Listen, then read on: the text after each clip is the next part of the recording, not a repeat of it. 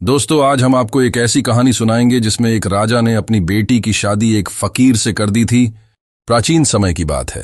एक समृद्ध राज्य था जिसका नाम था सौराष्ट्र। उस राज्य पर राजा आदित्य नामक एक न्यायप्रिय और दयालु शासक का राज्य था। राजा आदित्य अपने प्रजा के बीच बहुत लोकप्रिय थे क्योंकि उन्होंने हमेशा सत्य और धर्म का पालन किया। राजा की एकमात्र पुत्री थी जिसका नाम था राजकुमारी संजना। संजना अपनी सुंदरता, कोमलता और उदार हृदय के लिए पूरे राज्य में जानी जाती थी। समय बीतता गया और राजकुमारी संजना के विवाह योग्य उम्र हो गई। विभिन्न राज्यों से राजकुमार और धनी व्यक्ति राजा आदित्य के दरबार में संजना का हाथ मांगने आए। वे सोने, चांदी और अन्य बेशकीमती उपहार लेकर आए ताकि राजा का दिल जीत सकें। लेकिन राजा आदित्य, जो अपनी पुत्री से अत्यधिक प्रेम करते थे, चाहते थे कि उसका विवाह किसी ऐसे व्यक्ति से हो जो न केवल धनी हो बल्कि सच्चे प्रेम और अच्छे चरित्र का धनी भी हो। एक दिन संजना राजमहल के बगीचे में टहल रही थी। तभी उसने एक फव्वारे के पास बैठे एक भिखारी को देखा। उसके कपड़े फटे हुए थे और उसका चेहरा समय और कठिनाइयों की वजह से मुरझाया हुआ था, लेकिन उसके चेहरे पर एक अजीब सा गौरव और आंखों में गहरी समझ थी जिसने राजकुमारी को आकर्षित किया।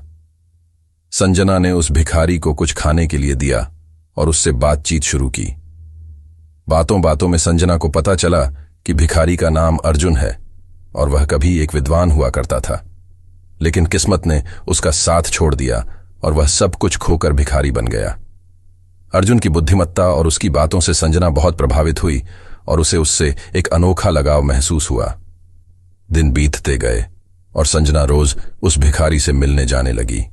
राजा आदित्य ने जब अपनी पुत्री के इस व्यवहार को देखा तो वे चिंतित हो उठे और उससे इसके बारे में पूछा। संजना ने अपने पिता को अर्जुन के बारे में सब कुछ बताया और यह भी कहा कि वह उससे प्रेम करती है और उससे ही विवाह करना चाहती है। राजा आदित्य यह सुनकर स्तब्ध रह गए। उनकी एकमात्र पुत्री, जो एक राजकुमारी थी, एक भिखारी से विवाह करना चाहती थी, लेकिन राजा अपनी पुत्री के मन में जो सच्चाई और प्रेम देख रहे थे उसे नजरअंदाज नहीं कर सके। वे समझ गए थे कि संजना ने अर्जुन में कुछ खास देखा है जो उसे दूसरों से अलग बनाता है। राजा आदित्य ने अर्जुन की परख करने का निर्णय लिया। उन्होंने अर्जुन को राजमहल बुलाया। अर्जुन, जो साधारण कपड़ों में था, राजा के सामने उपस्थित हुआ। राजा आदित्य ने गंभीरता से उसे देखा और कहा, मैंने तुम्हारे बारे में मेरी पुत्री से सुना है। वह तुम्हें एक बुद्धिमान और दयालु व्यक्ति मानती है, लेकिन मैं स्वयं देखना चाहता हूं कि क्या तुम उसकी अपेक्षाओं पर खरे उतर सकते हो। अर्जुन, जो पहले ही बहुत चिंतित था, उसने निडर होकर कहा, महाराज, मैं केवल एक भिखारी हूं और मेरे पास देने के लिए कुछ नहीं है सिवाय अपने प्रेम और निष्ठा के। मैं धन या शक्ति नहीं चाहता, बस राजकुमारी को खुश देखना चाहता हूं। राजा आदित्य अर्जुन की ईमानदारी से प्रभावित हुए, लेकिन उन्होंने एक आखिरी परीक्षा लेने का निश्चय किया।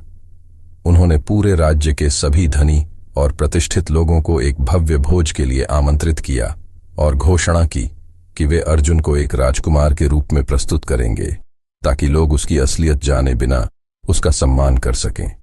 भोज के दिन अर्जुन को राजसी वस्त्र पहनाए गए और उसे एक राजकुमार की तरह प्रस्तुत किया गया। महल के सभी लोग उसकी प्रशंसा करने लगे और उसका सम्मान करने लगे, लेकिन जैसे ही राजा आदित्य ने सबके सामने अर्जुन की असलियत बताई तो सभी लोग चौंक गए और जिन लोगों ने उसकी प्रशंसा की थी वे उसे तिरस्कार की दृष्टि से देखने लगे।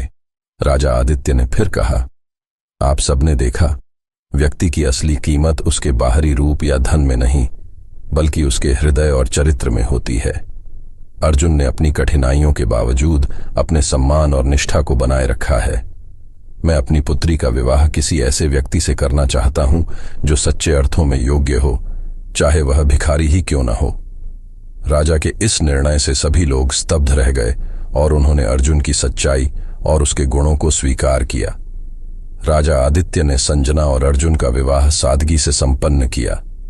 अर्जुन, जो कभी भिखारी था, अब राजकुमार बन गया और उसकी बुद्धिमत्ता और दयालुता के कारण वह प्रजा के बीच अत्यंत प्रिय हो गया। इस प्रकार राजा आदित्य का यह निर्णय इतिहास में एक मिसाल बन गया, जो यह सिखाता है कि सच्ची मूल्यवानता धन और स्थिति में नहीं, बल्कि दिल की अच्छाई में होती है। संजना और अर्जुन ने खुशी खुशी अपना जीवन बिताया और सौराष्ट्र का राज्य हमेशा प्रेम और करुणा से संचालित होता रहा।